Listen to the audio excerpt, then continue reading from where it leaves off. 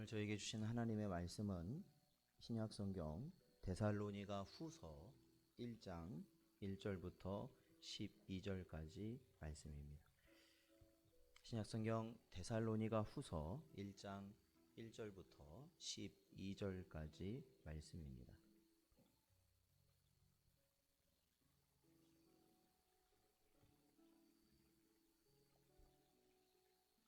다 찾으셨으면 저희 한 절씩 교독하겠습니다.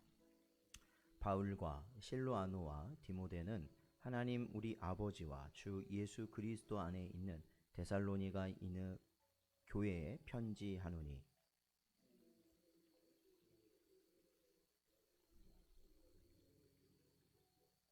형제들아, 우리가 너희를 위하여 항상 하나님께 감사할지니 이것이 당연함은 너희의 믿음이 더욱 자라고 너희가 다 각기 서로 사랑함이 풍성함이니,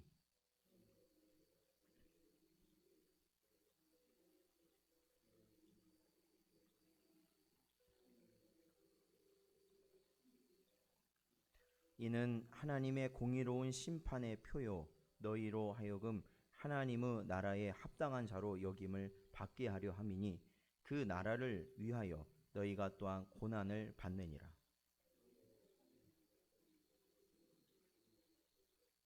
환난을 받는 너희에게는 우리와 함께 안식으로 갚으시는 것이 하나님의 공의시니 주 예수께서 자기의 능력의 천사들과 함께 하늘로부터 불꽃 가운데에 나타나실 때에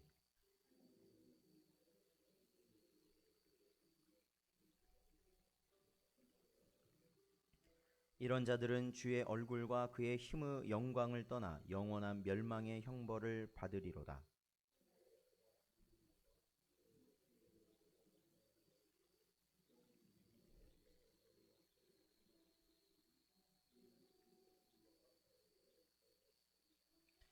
이러므로 우리도 항상 너희를 위하여 기도함은 우리 하나님이 너희를 그 부르심에 합당한 자로 여기시고 모든 선을 기뻐함과 믿음의 역사를 능력으로 이루게 하시고 우리 하나님과 주 예수 그리스도의 은혜대로 우리 주 예수의 이름이 너희 가운데서 영광을 받으시고 너희도 그 안에서 영광을 받게 하려 함이라. 아멘. 기도하겠습니다. 하나님 감사합니다. 오늘도 이 시간 저희들 데살로니가 후서의 말씀을 저희들 보고 또한 그 말씀에 주시는 저희에게 주시는 그 말씀을 마음에 새기고 살아가기를 소망합니다.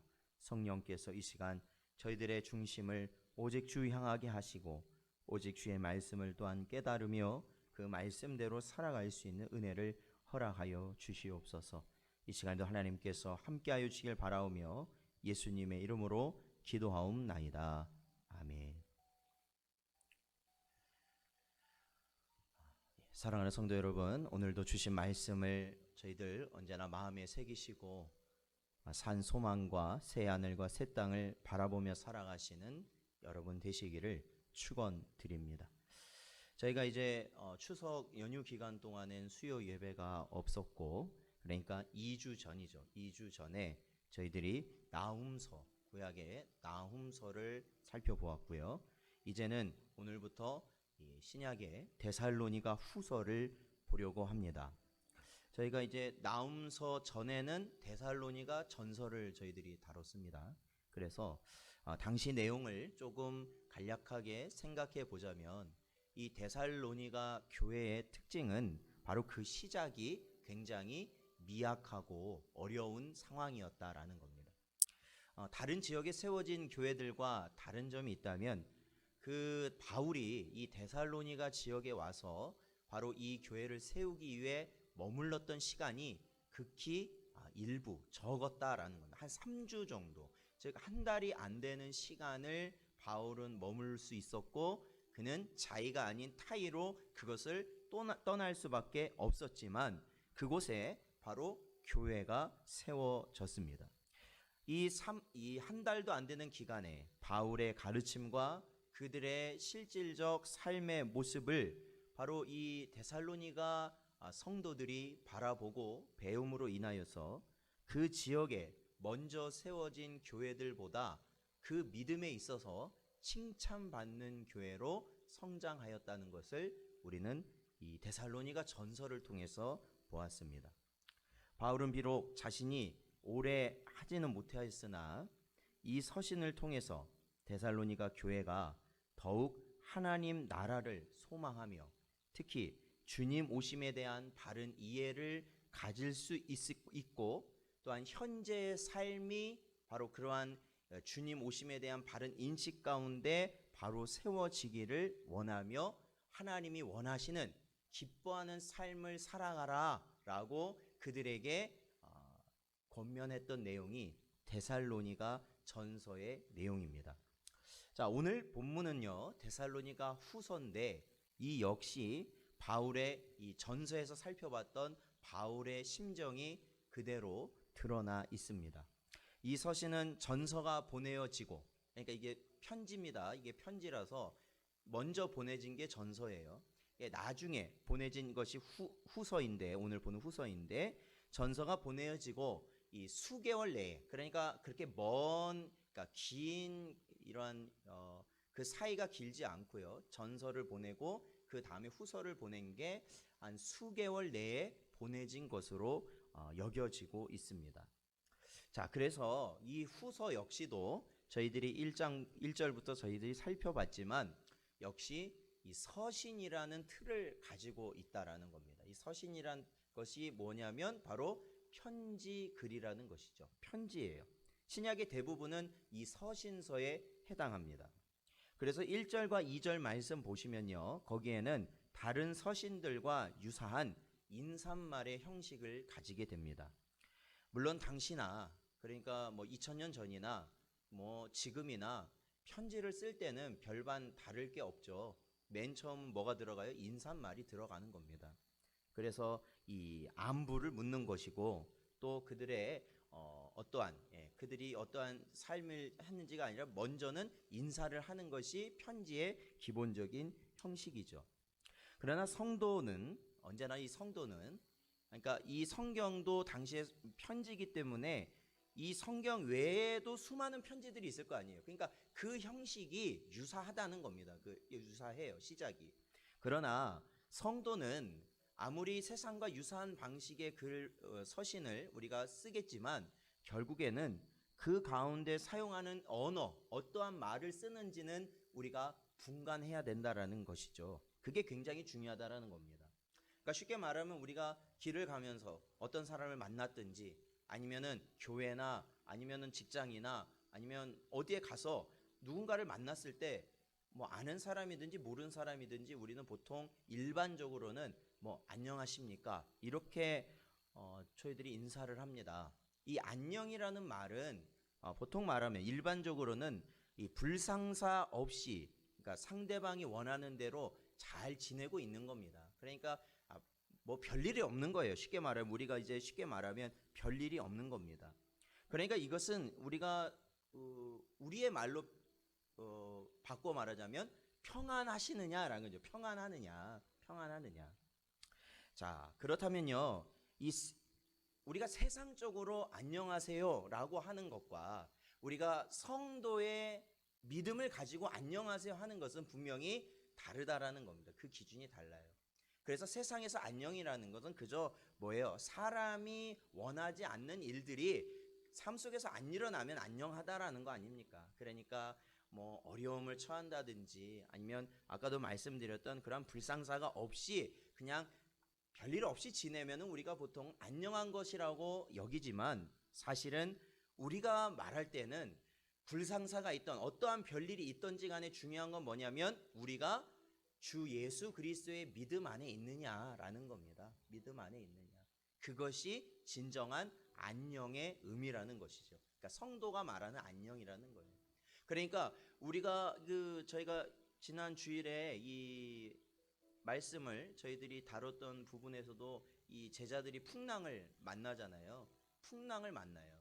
즉 오병이어의 기적을 그들이 겪었지만 정말로 하나님의 놀라운 역사 아닐까요? 오늘날 오병이어가 일어났다고 생각해 보십시오. 전 세계가 난리가 났을 겁니다. 그런데 그러한 큰 하나님, 그러니까 예수님께서 하나님 되심을 나타내신 그 이후에 제자들은 배를 타고 가다가 어떻게 됐느냐? 정말로 그들이 지금까지 겪어보지 못한 풍랑을 맞아서 그들이 정말로 8, 9시간을 이 바다에서 풍랑과 싸우며 죽을 힘을 다해서 나가지도 못하고 그 어려움 가운데 처하게 되었던 것 아니겠습니까? 그러니까 성도에게는요, 우리가 그거를 기억해야 됩니다. 이 세상은요, 앞으로는 우리에게 어려운 일이 안 일어날 것 같이 살아요. 다들 사람들이요. 예. 이제 한 곱이 넘기면 이제는 어려운 일이 없을 거라는 생각을 가지고 살아요. 그게 얼마나 어리석은 생각인지 잘 알고 있지 않습니까, 우리는요? 그런데 꼭 어떤 어려운 일을 겪었던 사람도 이제는 없겠지라는 그러한 생각을 하며 살아갑니다. 그러나 하나님은요, 우리에게 그러한 풍랑, 이 세상에서 겪어야 될 풍랑은 우리에게 반드시 있다라는 거예요. 그렇다면 안녕하냐는 말이 어떻게 그게 세상적 기준으로 그게 합당하겠습니까? 왜 별일이 없겠어요? 하루만 안 봐도 무슨 일이 생기는 판인데 몇 달, 몇 년을 안 본 사람이 별일이 없겠습니까? 다 개인별로 다 별일이 있어요. 그러나 중요한 건 우리 성도들에게 있어서는 바로 진정한 안녕을 우리는 바라봐야 된다라는 것이죠. 그게 뭐예요? 주님이 주시는 평안 가운데 거하십니까? 여러분의 육신이 고통을 받고 여러분의 경제적인 형편이 어려워지고 여러분의 자녀가 고통을 받고 여러분의 생계가 어려움에 처하고 살 곳이 없고 입을 것이 없고 먹을 것이 없고 모든 상황이 그럼에도 불구하고 주 안에서 평안하시느냐, 그것이 우리 성도들이 인사를 나누는 안녕하십니까의 의미지 않겠느냐라는 겁니다. 자, 우리 요한복음 14장을 한번 볼까요? 요한복음 14장 27절 말씀입니다.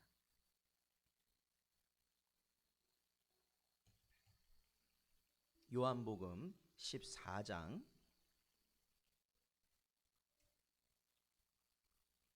27절 말씀 같이 읽어보죠. 시작. 평안을 너희에게 끼치노니 곧 나의 평안을 너희에게 주노라. 내가 너희에게 주는 것은 세상이 주는 것과 같지 아니하니라. 너희는 마음에 근심하지도 말고 두려워하지도 말라. 아멘. 그렇습니다. 요한복음 14장 27절 말씀은 너무나도 잘 아는 말씀이실 건데 이 말씀을 자세히 보십시오. 평안을 너에게 끼치노니 곧 누구의 평안을 우리에게 주신다고 말씀하십니까? 주님의 평안을 우리에게 주신다 말씀하십니다. 이 주님의 평안이라는 것은 무엇과 같지 않냐면 세상이 주는 것과 같지 아니하다라는 겁니다. 즉 세상에서 말하는 평안이라는 의미가 있고 바로 주님께서 말씀하신 평안이라는 의미가 있다라는 겁니다. 세상이 말하는 평안은 어떠한 겁니까? 이 평안이라는 것, 안심, 그러한 쾌적함, 어떠한 내 마음의 만족함, 그러한 것이 어떻게 되는 거예요? 수시로 왔다 갔다 하는 겁니다. 변하는 거예요. 변하는 것. 맛있는 걸 먹으면 조금은 맛있는 거 먹을 때, 그렇죠? 어느 맛집에 가서 맛있는 걸 막 먹어요. 정말로 맛있어요. 근데 여러분 그것을요 1인분이 아니라 2인분, 3인분을 먹어보십시오. 맛있는 걸, 똑같은 걸 맛있게 먹기 시작했지만 결국에는 너무 많이 먹으면 뭐가 나오는지 아십니까? 감정이 어떻게 되는지 아십니까? 불쾌해집니다. 한번 다음에 많이 한번 드셔보세요. 정말 맛있는 거를 많이 드셔보세요. 세상에서 구하기도 힘들다는 거 한번 많이 드셔보세요. 처음에는 와 너무 맛있다. 그런데 그것을 계속 먹어보면 내 마음이 어떻게 되느냐? 불쾌해진다라는 거예요. 불쾌해져요. 그게 세상에서 주는 만족감이고 그게 평안인 겁니다. 그러나 주님이 주시는 평안은 뭘까요? 주님이 우리 안에 계시고 성령 충만한 가운데 주님이 주시는 평안이 뭐겠습니까? 그것은 세상의 파고가 높이 우리를 휘몰아치고 바람이 불고 우리가 이 세상에서 정말로 어려움이란 어려움은 다 당하고 살아가는 상황이 될지라도 그 가운데서 우리는 주 안에서 만족하고 감사하고 하나님을 찬양할 수 있는 그러한 심령이 우리 안에 깃드는 것입니다. 깃드는 것이에요. 그러니까 지금 보세요. 이 세상이 지금 어떻습니까? 아우성을 치잖아요. 아우성을 쳐요. 아우성. 모든 사람이 아우성을 칩니다. 이러한 아우성 가운데서도 바로 성도는 어떠한 사람이라는 거예요? 잠잠한 자가 되어야 된다는 거예요. 잠잠한 자. 예수님께서 그 배에 오르실 때 바다가 어떻게 되었다고 말씀하고 있어요? 잠잠해진지라라고 성경은 기록하고 있다라는 겁니다.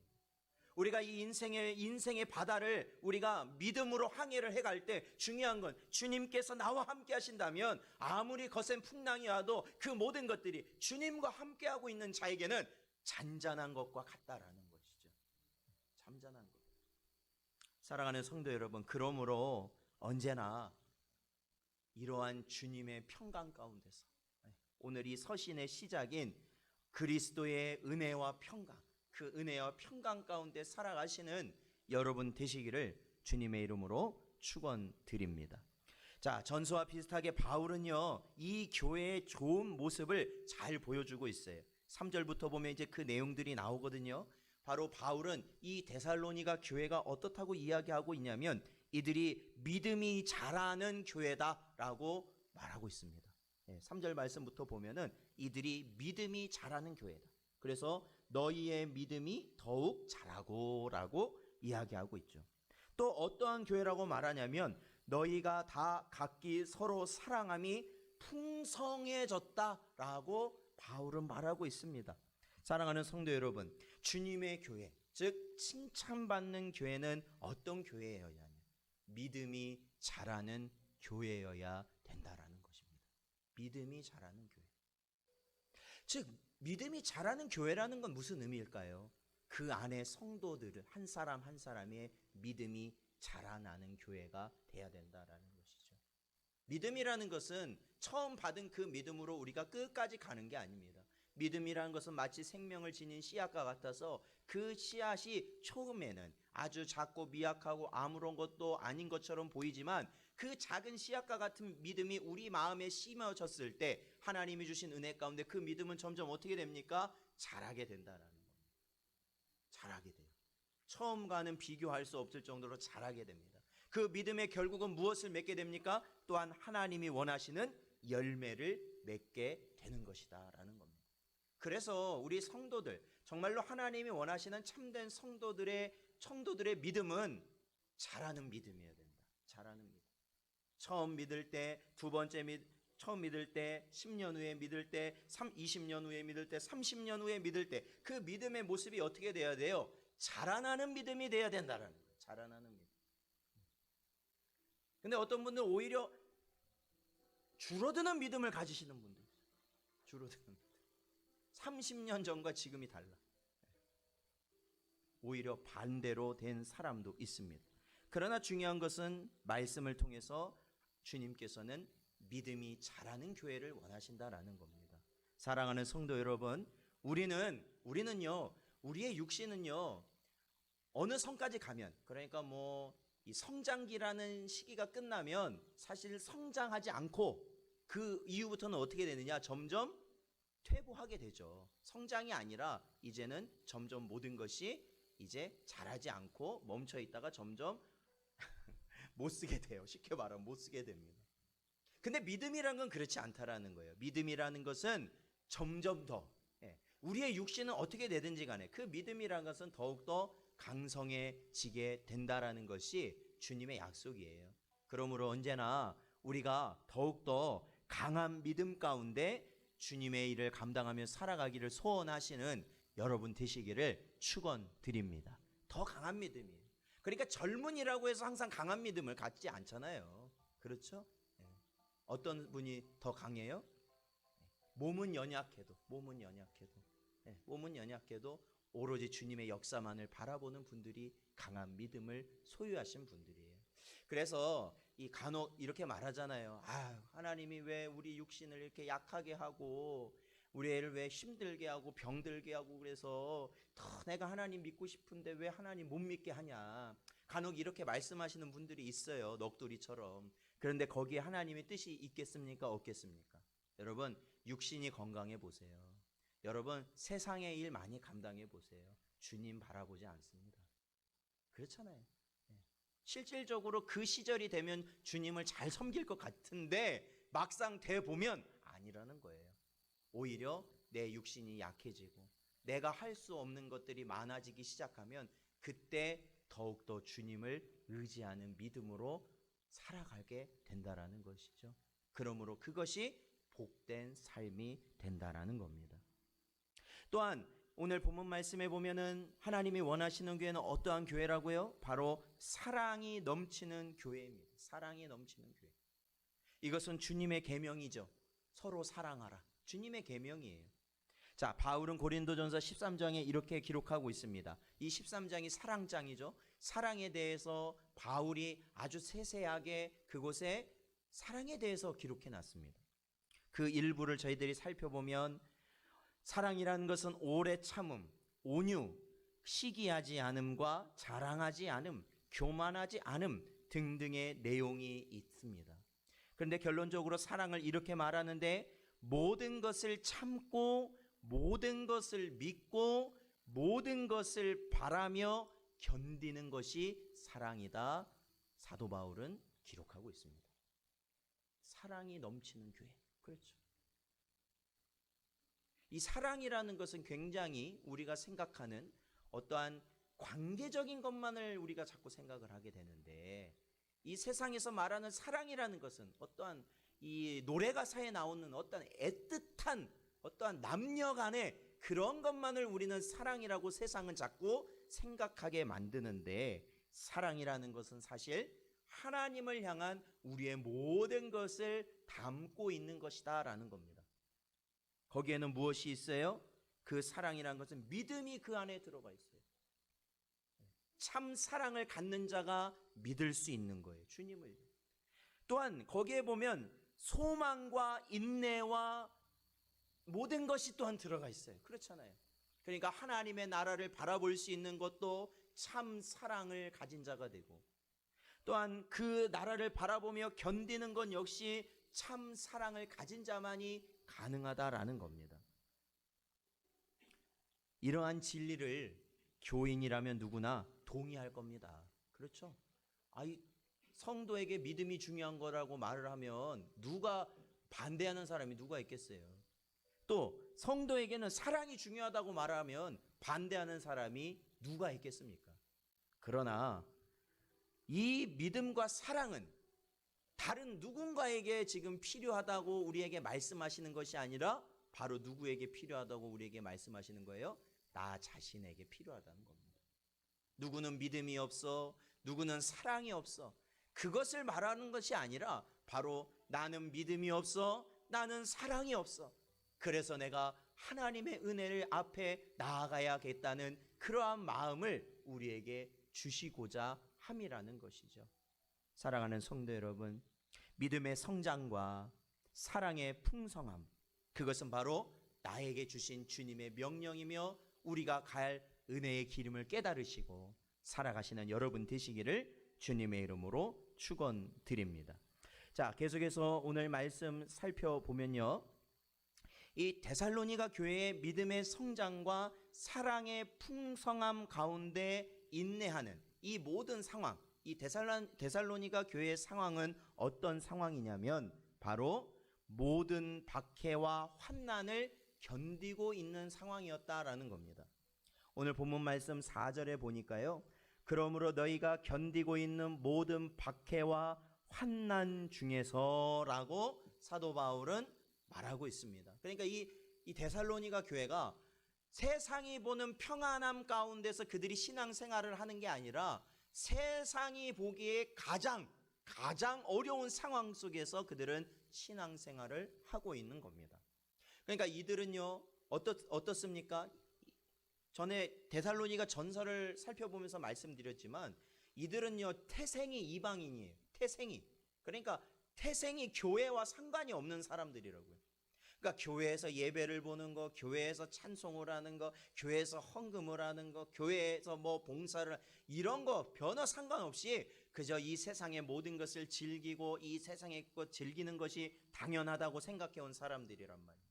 제사를 드리는 것이 당연하고 제사를 드린 음식을 먹는 것이 당연하고 술을 마시고 향락을 즐기는 것이 당연한 것이라고 생각했던 사람입니다. 사람을 어떻게 해요? 자신의 유익을 위해서는 다른 사람을 짓밟고 때리고 죽이는 것이 당연한 그러한 세상에 살던 사람들이라는 겁니다. 그런데 그 사람들이 어떻게 됐습니까? 예수 그리스도를 만나고 변한 겁니다. 변한 거예요. 이방인의 옛사람의 모습을 버리고 이제는 새 사람이 되어 예수 그리스도의 복음을 쫓아 살아가는 사람들이 되었다라는 겁니다. 여러분, 그러한 것이 얼마나 어려운지 아시잖아요. 지금도 순교자에 관한 소식을 듣다 보면은 강한 이슬람 집안에 전에 보니까 이슬람 집안에 어떤 한 자녀가 기독교로 개종을 했다는 이유로 자신의 부모가 그 자녀를 죽이는 일들이 일어나는 것이 현실입니다. 죽여요. 왜? 우리 가문을 수치스럽게 만들었다는 거죠. 누가 죽여요? 부모가 죽여요. 부모가 자식을. 부모가 자식을 죽여요. 이 세상이 그러잖아요. 세상이. 지금도 조금 완화됐다고는 하지만 어디 가서 예배드린다라는 말을 못해요. 예배드린다는 말. 왜? 그 말 한마디 했다가 이제는 나에 대한 생각이 바뀌게 되니까 저 사람들. 예배드린다는 말을 못해요. 밥 먹을 때 이제는 기도한다는 건 찾아볼 수가 없어요. 기도하면 벌써 딱 저 사람 교회 다닌다. 벌써 이렇게 낙인이 찍히는 시대잖아요. 오늘날 이렇게 우리가 어떻게 보면 되게 사소한 것에 사소한 것, 어떻게 보면 우리의 생명과 직결되지도 않는 그러한 것 때문에 우리가 불편함을 느끼고 제대로 우리가 신앙생활하기 어렵다는 시대인데 2000년 전 이때는 어떻대요? 죽여요. 그냥 사람을 데려다 죽이고 때리고 재산을 몰수하고 감옥에 가두고. 특히 이방인들에게 이 기독교라는 것은 전혀 개념이 없는 것이고 그들이 생각하기엔 오히려 이 기독교의 삶이 몰상식한 삶이었기 때문에 오히려 그들을 더욱 핍박했을 거라는 겁니다. 그래서 어떻게 해요? 이들은 환난과 박해 가운데서 오직 그들에게 주신 복음을 의지하고 예수 그리스도를 바라보며 살아갈 수밖에 없었다라는 것입니다. 여러분, 우리의 믿음이 자라날 때는 언제일까요? 곰곰이 생각해 보면 우리의 삶이 평탄하고 잘 나갈 때는 우리의 믿음이 자라질 않습니다.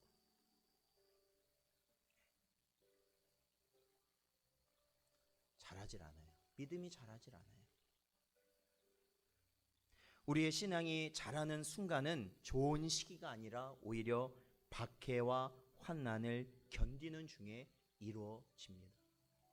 마치 알곡과 과실이 추수 전에 그것을 거두기 전에 뜨거운 햇빛 가운데 노출이 돼야 그 뜨거운 햇빛을 받아야 그 과실이 그 알곡이 실한 것들이 되는 것처럼 하나님께서는 우리의 속에 있는 믿음을 충실한 믿음으로 참된 믿음으로 강한 믿음으로 채우시기 위하여서 우리에게 때를 따라 적당한 환난과 핍박을 우리에게 허락하신다라는 것이죠. 어려움을 허락하신다라는 것이죠. 사람의 눈에 기쁠 때는 감사하고 고통스러울 때는 불만과 불평 가운데 있다면 그것은 불신앙이나 다를 바 없다라는 거예요. 하나님은 항상 똑같으시다니까 이게. 하나님은 항상 똑같으세요. 하나님은 항상 똑같으세요. 여러분, 하나님이 영원 전부터 영원까지 변치 않으실 분임을 여러분 믿으십니까? 항상 똑같으시잖아요. 그렇기 때문에 하나님이 하신 말씀이 진리가 되는 겁니다. 하나님이 달라지신다면 그 말이 진리가 될 수가 없죠. 우리가 믿을 게 안 되죠. 상황에 따라 변하는데 어떻게 그걸 믿겠습니까? 그러므로 우리가 이 신앙을 할 때 우리가 하나님을 바라보고 말씀대로 산다라는 것은 결국에는 어떤 거냐? 우리가 우리의 감정에 취한 신앙생활을 하면 안 된다. 절대로. 그건 불신앙의 모습에 가까울 수 있다라는 거예요. 물론 감정이라는 것이 하나님을 바라보고 하나님을 섬기는 것에 그것이 모두가 악한 것은 아닙니다. 그런데 중요한 건 하나님의 말씀은 변하지 않는데 우리의 감정은 변해요, 안 변해요? 항상 변하잖아요. 항상 변하잖아요. 그러니까 어제는 은혜가 되는 말씀인데 오늘 들으면 그것이 나를 오히려 뭐예요? 깊은 수렁으로 빠뜨리거든요. 그럴 때 하나님이 나에게 주신 말씀을 오히려 붙들고 우리들이 살아가야 되는 것이죠. 그럴 때 그래서 말씀이라는 것이 필요하다라는 거예요. 성도에게는 말씀이라는 것이 필요하다. 그래서 그 말씀을 우리 마음에 새기게 되면 환난과 고난이 우리의 삶에 주어질 때 우리의 마음 속에서는 불만과 불평 이런 게 나타나겠죠. 그러나 그 말씀이 곧 누구십니까? 주님이시잖아요. 주님이 나와 함께 하실 때 그 모든 어려움의 풍랑, 이 불만과 불편의 파고가 잠잠해지는 은혜가 우리 가운데 나타나게 된다라는 것입니다. 자, 우리 로마서 5장을 보겠습니다. 로마서 5장 3절 4절 말씀입니다. 로마서 5장 3절과 4절 말씀 같이 읽겠습니다. 같이 읽죠. 시작. 다만 이뿐 아니라 우리가 환난 중에도 즐거워하나니 이는 환난은 인내를, 인내는 연단을, 연단은 소망을 이루는 줄 알미로다. 아멘. 그렇습니다. 사랑하는 성도 여러분, 주님 오실 날 여러분, 주님 오실 때를 고대하고 계십니까? 우리에게 주어질 새 하늘과 새 땅을 여러분 소망하고 계십니까? 그런데요, 정말 솔직히 말씀드리면 이 죄성으로, 이 원죄로 인하여 완악해진 인간은요, 이 땅에서 핍박을 당하지 않으면 새 하늘과 새 땅을 소망하지 않습니다. 이 땅에서 고난을 맛보지 않으면, 이 땅에서 원통한 일을 겪지 않으면 주님 오실 때를 기다리지 않습니다. 왜? 이 땅에서 평안한데 뭐하러 그 나라를 기다립니까? 이 땅에서 내가 내 돈 갖고 내 힘 갖고 내 권력과 권세와 명예 가지고 다 뭐든지 해결할 수 있다면 굳이 왜 천국을 기다려요? 기다릴 필요가 없어요. 여기서 다 할 수 있기 때문에. 그러므로 우리가 성도에게 주어진 환난과 고난, 보통 이것을 어떻게 말하냐면 하나님의 축복이다 뭐 이렇게도 말을 하잖아요. 그런데 오늘 이 본문에 보면 이 성도에게 주어진 환난과 고난에 대한 또 다른 이름이 등장합니다. 그것은 어떤 것이냐? 자, 5절을 같이 한번 읽어보겠습니다. 본문 말씀이에요. 자, 데살로니가 후서 1장 5절 말씀 같이 읽죠. 시작. 이는 하나님의 공의로운 심판의 표요 너희로 하여금 하나님의 나라에 합당한 자로 여김을 받게 하려 함이니 그 나라를 위하여 너희가 또한 고난을 받느니라. 아멘. 그렇습니다. 자, 여기 뭐라고 나와 있냐면요, 하나님의 공의로운 심판의 표라고 말하고 있습니다. 이게 뭐예요? 성도가 겪는 환난과 핍박을 의미합니다. 이해하셨어요? 성도가 겪는 거예요. 중요한 건 성도가 겪는 환난과 핍박은 왜 겪게 될까요? 그것은 자신의 정욕으로 인함이 아니라 예수 그리스도의 이름으로 말미암아 겪게 되는 것인데, 그 환난과 핍박을 겪을 때 그것이 나의 뭐가 되냐면 바로 하나님의 공의로운 심판의 표가 된다라는 겁니다. 표예요, 표. 하나님의 심판의 표라는 거예요. 자, 즉 우리가 예수 그리스도의 이름으로 말미암아 겪는 모든 환난과 고난은 그 자체가 신자와 불신자를 나누는 기준이 되어버린다는 겁니다. 이미 그것 자체가 뭐예요? 심판이에요. 그것 자체가 심판. 그것 자체가 심판.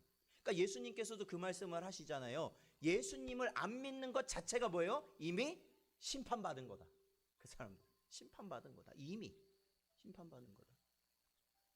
즉 하나님께서 성도로서 겪게 되는 모든 어려움을 허락하시는 것, 그렇죠? 허락하시는 것은 그냥 단순히 우리에게 더 나은 복을 주시려고, 물론 맞아요. 그 이후에 우리가 복도 받아요. 그러나 더 근본적인 이유는 바로 오늘 말씀이에요. 그게 뭐냐면 이 고난과 핍박으로 인하여 더욱더 분명하게 세상과 구별되게 하십니다.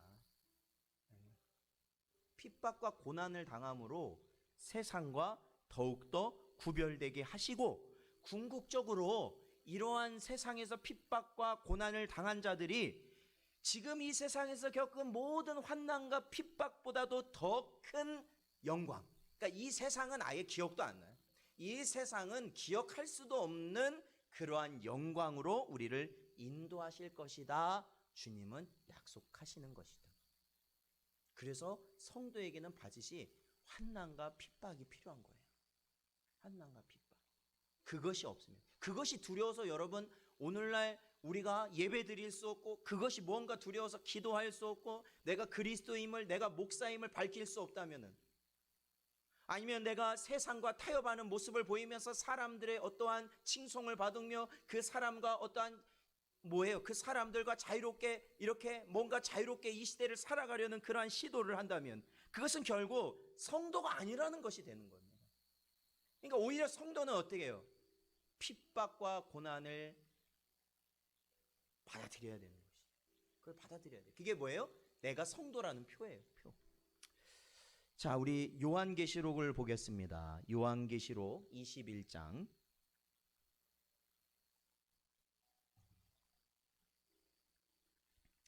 요한계시록 21장 3절과 4절 말씀입니다. 찾으셨으면 함께 읽겠습니다. 시작. 내가 들으니 보좌에서 큰 음성이 나서 이르되 보라, 하나님의 장막이 사람들과 함께 있음에 하나님이 그들과 함께 계시리니 그들은 하나님의 백성이 되고 하나님은 친히 그들과 함께 계셔서 모든 눈물을 그 눈에서 닦아주시니 다시는 사망이 없고 애통하는 것이나 곡하는 것이나 아픈 것이 다시 있지 아니하리니 처음 것들이 다 지나갔음이러라. 아멘. 이것이 주님의 약속인 줄로 믿습니다. 근데 이 약속에 해당하는 사람이 누구냐? 바로 예수 그리스도의 이름으로 말미암아 환난과 핍박을 겪는 자에게 주시는 복이다라는 것이죠. 그러므로 하나님을 알지 못하는 자들, 그렇죠? 하나님을 알지 못하는 자들 천국 가겠습니까? 지옥 가겠습니까? 당연히 지옥 갈 겁니다. 그런데요, 오늘 본문에 보면 어떠한 자들이 있냐면, 자, 8절을 한번 보십시오. 자, 8절을 같이 읽어보죠. 8절, 본문 8절입니다. 같이 읽죠. 시작. 하나님을 모르는 자들과 우리 주 예수의 복음에 복종하지 않는 자들에게 형벌을 내리시리니 말씀하십니다. 그러니까 뭐예요? 자, 하나님을 모르는 자들, 과라는 거 뭐예요? 그리고예요. 똑같다라는 거예요. 그러니까 이 사람들과 똑같은 사람들인데 누구냐? 우리 주 예수의 복음에 복종하지 않는 자. 그러니까 이 복종하지 않는 자는 누굴까요? 이들은 교회 안에 있을 수는 있어요. 이들이 예수는 알 수 있어요. 그러나 중요한 것은 그들이 그 복음에 순종하지 아니하는 자들 역시도 바로 하나님을 모르는 자와 똑같이 형벌을 받게 될 것이다. 그 형벌은 어떤 형벌입니까? 영원한 지옥에 가게 되는 형벌이죠. 그 불못에 들어가야 된다라는 거예요. 저도 이 말씀을 준비하면서 이 말씀이 굉장히 충격적입니다. 불신자가 아니에요. 불신자만 아니라 바로 복음에 순종하지 않는 자들도 그들과 함께 불못에 들어가게 될 것이다라는 겁니다. 교회 안에 있으면서도 믿음이 자라지 않고 그 삶 속에서 사랑의 모습이 드러나지 않는 것, 즉 주님의 말씀을 순종하는 자의 모습이라면, 속과 밖이 변화되지 못한 자라면 그 역시도 불신자와 매한 가지라는 것입니다. 매한 가지. 똑같다라는 거예요. 이 구분이요, 명확히 나타나는 때, 그때는 언제입니까? 바로 주님께서 강림하실 때다라는 것이 바울의 가르침입니다. 자, 그러므로 이 사도 바울은요, 데살로니가 교인들을 위해서 항시 기도하는 제목이 있다라고 우리에게 보여주고 있습니다. 11절에 보면 이렇게 말하고 있죠. 이러므로 우리도 항상 너희를 위하여 기도함은 우리 하나님이 너희를 그 부르심에 합당한 자로 여기시고 모든 선을 기뻐함 믿음의 역사를 능력으로 이루게 하시고라고 이렇게 고백되어져 있습니다. 즉 바울은 이 기도를 통해 뭐라고 말을 한 거냐면, 바로 이 데살로니가 교회가, 또한 이 데살로니가 교회뿐만 아니라 자신이 전도하고 세웠던 우리 모든 교회의 성도들, 주를 믿는 모든 교회의 성도들이 하나님의 부르심에 합당한 자가 되기를 소망하는 기도를 드렸다라는 겁니다. 그래서 하나님께서 주시는 모든 은혜를 누리고 지금의 환난과 고통을 참고 이겨내서 결국은 주 안에서 함께 하기를 간구하였던 기도, 그것이 바로 바울이 했던 기도입니다. 여러분 보십시오. 이 데살로니가 교회가 아무리 칭찬받는 교회였겠지만 문제가 없었을까요? 요즘에 아무리, 그러니까 이 땅에 있는 교회들, 이 가시적 교회라고 하는 이 땅에 있는 교회들, 아무리 좋은 교회, 은혜가 넘치고 역사가 일어나는 교회라 할지라도 그 교회에 문제가 없을까요? 사도 바울도 분명히 이 데살로니가 교회를 정확히 파악하고 있었을 겁니다. 그의 눈, 즉 사람의 눈에는요, 그 바울도 사람이니까 분명히 보일 거 아니에요. 사람의 눈에는 교인들 모두가 하나님의 사람으로서 모든 조건을 갖추고 있다고 보진 않았을 거예요. 믿음도 없고 사랑도 없고 그저 교회에 와서 자신의 이속만 챙기고 분란과 분쟁을 일으키고 편 가르기를 일삼는 자들이 있다는 것을 분명히 바울은 알았을 겁니다. 그럼에도 불구하고요, 바울은요, 지금 그들이 비록 옛사람의 모습으로 살아갈진 모르겠지만 중요한 것은 하나님, 저들을 이곳에 보내신 것은 하나님이 택하셔서 하나님의 부르심에 합당한 자로 세우시기 위함을 그는 믿음으로 고백한 것이죠. 믿음으로 고백한 거예요. 지금은 비록 믿음이 싹조차 보이지 않는 사람이라 할지라도 저 안에 하나님이 창세전에 심으신 그 믿음의 씨앗이 자라서 그가 이 교회를 세워나갈 거라 바울은 기도로 하나님 앞에 믿음으로 나아간 것이겠지요.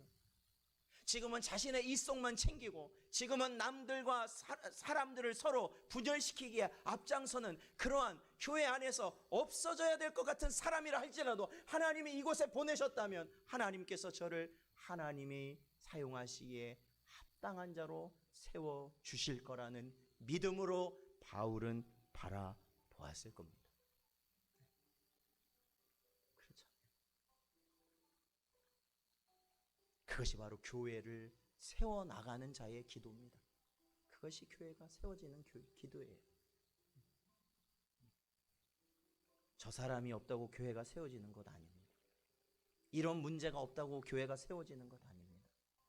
이 사람도 이러한 문제도 다 하나님께서 우리에게 허락하실 때는 이유가 있는 겁니다. 이유가 있는 겁니다.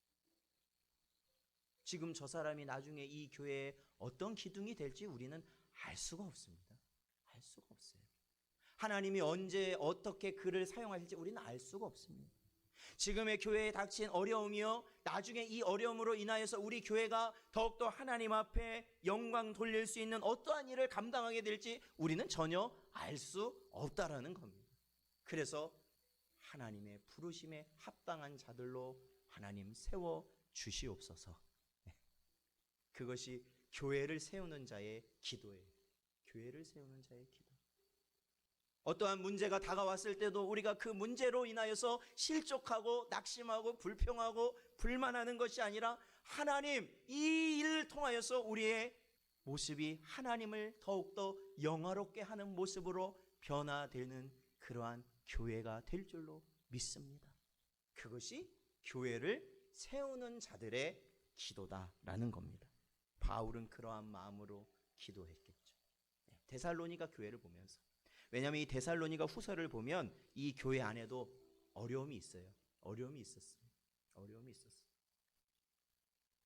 하나님께서 그들에게 믿음을 주시고 인내할 수 있는 사랑을 허락하실 때 교회는 하나님이 원하시는 교회로 세워지는 거예요. 그렇죠? 네. 이렇게 부르심에 합당한 자로 세워지는 성도 그리고 교회를 통해 하나님은 영광 받으신다. 오늘 본문 12절에서 바울은 고백하고 있습니다. 결국엔 하나님이 세우시고 하나님이 일으키셔서 하나님이 영광 받으시는 겁니다. 근데 놀라운 것은 12절에 보면요, 바로 우리 하나님과 주 예수 그리스도의 은혜대로 우리 주 예수의 이름이 너희 가운데서 영광 받으시고, 그러니까 하나님이 영광 받으시게 되면 결국 너희도 그 안에서 영광을 받게 될 것이다 말씀해 주시는 것이죠. 즉 하나님을 영화롭게 해드림이, 우리 예수 그리스도를 영화롭게 해드림이 결국 누구를 영화롭게 하는 거예요? 우리 자신을 영화롭게 하는 길이라는 겁니다. 사랑하는 성도 여러분, 오늘도 하나님께서는 우리에게 말씀하십니다.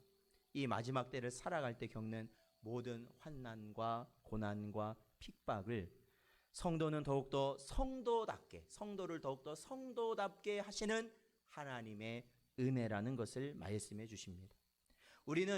우리가 보통 종말이다 얘기하면 이것이 어떠한 것이냐면 우주적 종말을 얘기합니다. 왜? 전체가 다 망하는 거니까. 그런데 사실은 우리가 우주적 종말보다도 우리에게 실상에 있어서 어떻게 보면 더 가까울 수 있는 종말이 뭐냐면 우리 개인의 종말이죠. 우리는 나면서부터 뭐예요? 날 때는 정해져 있지만 어떻게 된다고요? 갈 때는 정해져 있습니까? 안 정해져 있습니까? 모르죠. 우리 몰라요. 예. 갓난쟁이도 방금 태어났지만 죽을 수 있는 겁니다. 저기 뭐 이런 낙골당 한번 가보십시오. 거기에 보면은 다 유골함이 있고 거기에 누구 사진들 있고 거기에 몇 년 태어났다가 몇 년에 죽었다 다 써 있잖아요. 거기 보면 갓난 아이들도 있습니다. 갓난 아이. 채 1년도 못 산 아이들이 죽어서 거기에 있는 있어요. 그러니까 모르는 겁니다. 언제 될지. 그게 바로 우리의 개인의 종말입니다. 개인의 종말. 그렇다면 우리는 주님 오실 때를 우리가 기다리고 산다는 사람들은 결국 주님이 나를 부르실 그날도 항상 준비해야 됩니다. 지금 이 순간부터 하루하루 살아가면서 우리의 삶이 하나님의 부르심에 합당한 자들이 되기를 우선 내 자신이 소망하고, 또한 우리 주변에 있는 우리 모든 성도들과 우리 모든 가족들과 또한 우리 모든 지인들에게 하나님의 부르심에 합당한 자들이 될 수 있도록 하나님 은혜 내려 주옵소서. 그렇게 기도하며 살아가실 수 있는 여러분 되시기를 주님의 이름으로 축원드립니다. 기도하겠습니다.